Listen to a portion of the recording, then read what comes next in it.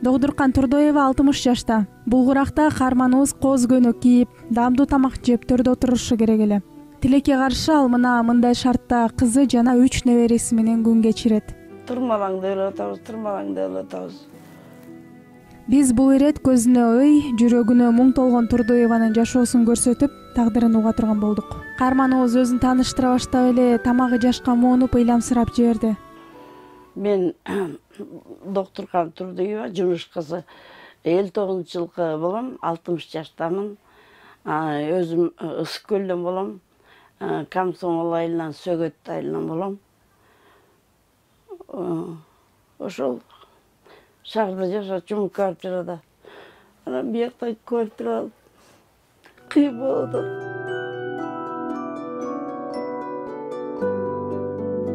Айтам. Жашоо кыйын экен, күйөөм деле өлүп калган. Кызым деле күйөөсү таштап кетип. Ошондон кыйынчылык жок, эркегибиз жок. 2 неберем эркек экен, ошолор чоңойсо деп ойунан алдырбай өзүм багып жүрөм. Өзүм 2-нчи курбат ийинип алдым. Тукандар деле карабайт, жок эч ким. Ошо жашообуз кыйын. Кыйналып кеттик. Батып кетти. Жолсо мен эмнеге дүйнөсүнө чыгышым керек. Чында абдан кыйын. Өз колум менен баарын жасап атам. Бирок аял кишиники көрүнбөйт экен. Кызым деле эптеп 300-400 сом табат. Анысы балдар ичип жегенден артпайт экен. 3 неберем бар. Бирөөсү окуйт мектепте. Ошол кичине балдарды каралайт. Мен да каралашым, өзүм болсо, инвалид болсом анан албагат дагы кыйын болуп кетти. Мектепте окуйт 6-нчы класста. Кайсы мектепте экенин айтпай эле коеюн. Өзү дагы уялам дейт анан. Ал чоңоюп атат. Анан 10-11 класс болсо аны каяка окутабыз. Кызым иштеп кел дейин десем, 2 жашта баласы менен мен кантип карайм. Кээде мен зоп ооруйм да, дары ичем. Пенсия алам 5000 сом. Анан анын каягына жетет. Магазинге карыз алабыз. Кайра ошо карызды төлөйбүз. Светим 1200, суубуз дагы 1000ден ашты. Аны төлөйлү десек, өчүрүп коюшат. Светти да кээде кесип кетем деп коркутат. Сууну деле токтотуп коет. Мына бакалашкине суу толтурам. Анан айыл жеринде кыйын экен. Менен сүйлөшкөндө да жийиркенишет. Агаратымды көрүп, эч ким жардам бербейт. Ал аял киши экенине карабай үй тургузууну кыялданат. Ошол тилегине жетүү үчүн бир жолу колдонулган курулуш калдыктарынан кирпичтерди иргеп, тазалап, пайдалуу курууга аракет кылат. Ушулардын эле өзү, бул жаанда упурап кеткен да буларчы. Мына моуларды тазалагандарым. Момундай чыгат цементтер, аз жактан көрсөтөйүн. Момундайлар чыгып атпайбы? Мына тазалап койгондорум тигилер. Буга алым жетпей калды. Булар тазалаган буяктачы кубалда менен. Бул катуу экен. Мына моунтип тазалайм, моулар чыгат. Арасынан момундайлар чыгат. Аны момундай тазалайм, мен азыр көрсөтүп берейин. Могу таштар бар го. Ошондо бир жолу иштетилген Ошол кирпичтерди мен кайра башка кирпич чыгарып атпаймбы? Жаңычы. Мынакей. Могу таштарды тиги жерди казган да. Анан тегеректи бүтөгөнгө могу таштарды чогулткам. Мына ушинтип эрмектей берем да, мына буякты казып. Могу менен могуну тартам. Моуларынчы. Бери карай тартам да. Чыгарам мону. Анан кирпичтер чыгат да. Анан ошондо кубалда менен тартып жанагынтип. Ия. иргеп аласыз да. Иргеп алам да, антпесе эмне кылам? Бул цементти бияка ыргытам да. Жарайт депчи. Мен мечтам да. Бул жарайт деп бияка ыргытам. Себеби тиякты бүтөш керек да. Ушу көнүп калды ушинтип иштеп атып. Эмне кылам анан? Ким кылат дагы? Мына. Оларды мындай кылып туруп. Монткенде. Мына. Мындай чыгат да. Бөлүнүп калса жакшы болот эле. Мына Mına bölünüp kaldı Kuday jalap. Mına çıkaram da. Mınaki. Şu kirpiç kılıp. Evet. Onday oldu. Mına çıkıp gitti Kuday varken.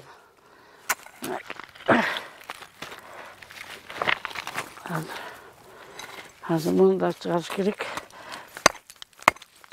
Ben uşuntip günde 1,5 saat, 2 saat işleyeyim. Kayra tiyar çöğüne varam. Ал жерге чөгүп бараткан үйдүн капталынын кулап баратканын көрсөтүп, дуалды таш менен тиреп коерун айтат. Öz kolum менен кирпичтерди талкалайм, огородду тутам. Баары аягына чыга албайт экен, жалгыз ишчи аялчы. Жерди деле каздым. Ошол күлүп өтүшөт элдер, башка эл деген башка эл экен. Суу келет жакында огородгочу. Суу менен чачышат мени кетме менен. Кордоп битишти. Неге жатышат? Суу талашат да мага суу беришпейт. Мен акыркысында тияктан сууну токтотуп коюшат. Бөлөк жер бөлөк, мен үйдү да сата албайм. Себеби небереме дарственный кылгамда. Мен ары карап кетсем, Фатимамачы, ары карап кетсем, же кызым эмне болсо, булар интернетке барбасын деп. Бул үй эмес, участок деп эле жазылган, мына кызыл кетип турат. Болгону ураган атат үйчү үстү. Мына могу жака өтсөңөр, биякта өтө албайсың, мындай эле чыксаң. Тиги жер жаан жейт да. Эмен башынчы, мына баса берсең, биякта. Жаан жегенден тиякты бүтөйм кирпичтер мененчи, жалтырак менен. Түшүп калып атпай, мен өзүм шыбагам оларды. Мына тиги үстүнө жетпей калгам. Тетиле шыбагам. Балбай упурап чыгып атат эски үйдө. Баары. Мына тиягынан тиги жер түшүп кетсе, мен тиреп койгом тиги жыгаш менен. Чөгүп атат, фундаменти мындай эле да, карабайсың фундаменти мынча. Ана могу таштарды өзүм көтөрүп бияка эттим да, таштардычы. Булар жуганга да суу токтоп калса, булар жуй албай атам. Мына ошо душка жуунабыз эми жашылдар менен бүтөйүн дегем да. Алым жетпейт да, жалгызчы бирөө кармап бериш керек. Баары бошобой атса, кызым окуйт, небереме май айында деп калабыз да. Каарманыбыздын орто билими бар. Догдуркан Турдоева кызы пол жууп иштерин айтып, ал жумуштан келгенче 3 баланы караарын кошумчалады. Средний специальный Күрекеевде бүткөм. Бирок ушу тагдыр башкача кылып койду да. Тагдырдын эмес тамашасы болуп калдык. Бүт билбейм. Мен тааныгандар деле мени билет окшойт. Мен өзүм билем, биле албайм. Кыйналып кеттик чыгып. Окууну бүткөндөн кийин иштедиңизби? Иштей албадым. Себеби башым ооруп калды. Себеби давление, перитомление, дары жазып беришет. Азыр зооптукун ичем, Enitrix. Ошо Enitrix ичем. Жана кыйналып биякта нервичит этип атып, зоопорго чалдыгып калдым да. Ошондон кээде дем ала албай калам түшүндө. Ошо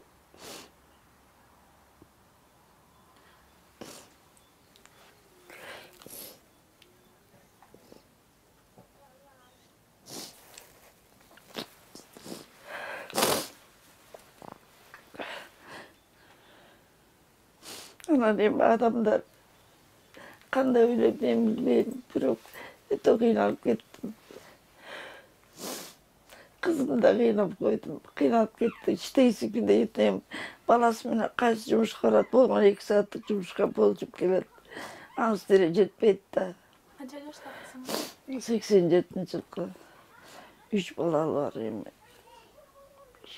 Öz canınız tırmalap yürüttü.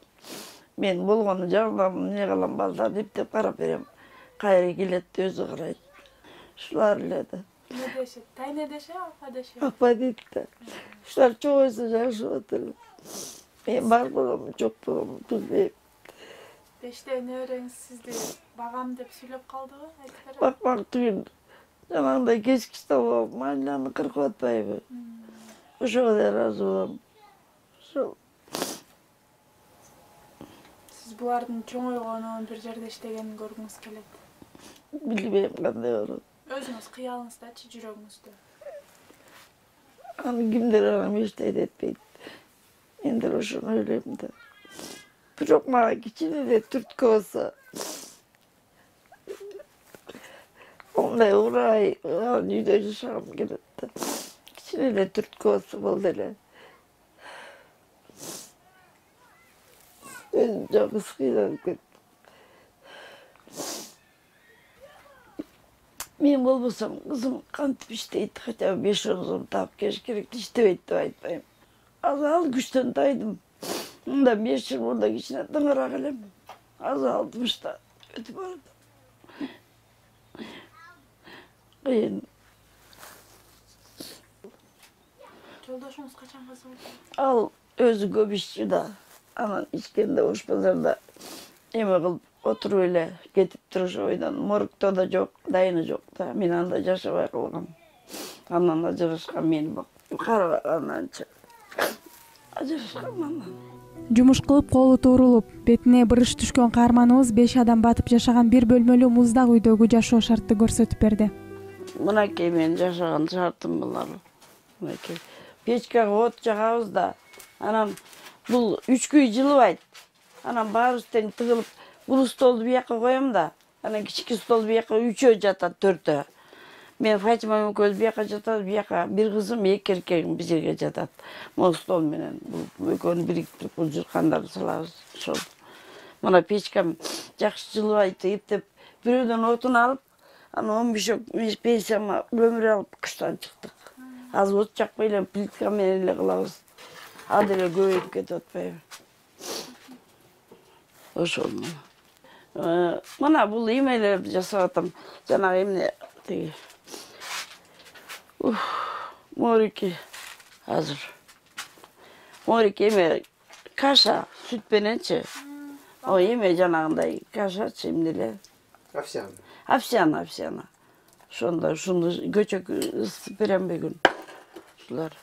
Не берем, кефирден башка ичпейт, карыз калып берем.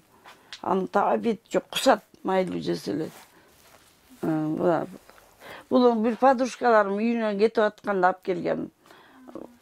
Берген мага, подаркалар бар эле. Берген, элдин бергени. Мына бул диваным үстүн жаап койгом да. Дагы бир жерден объекттин эски диван. Мына муну жаап коем, мына эски диван. Бул цемент. Цемент үстүнө жаңы келгенде линолеум салганбыз да. Бул да жыртылып бүттү булар. Сыз өткөн үчүн буларга мас кийгизем да. Сыз өтөт балдарга. Мына монун баары тешик бүтөлбөйт экен. Мына мунун баары мындай цемент. Андан соң ал короо жай менен тааныштырды. Мынакей кышында отунум көмүрүм түгөлгөндө мына апилка жагып атам мына буларды. Мынакей. Бул эшиктерди бирөөлөр берген, үй куруп ал депчи, бул бирөөлөрдөн жардамда. Бул элден уялганым, муну жаап коем да, жак көрүнбөсүн депчи, ошол. Өтө бергиле.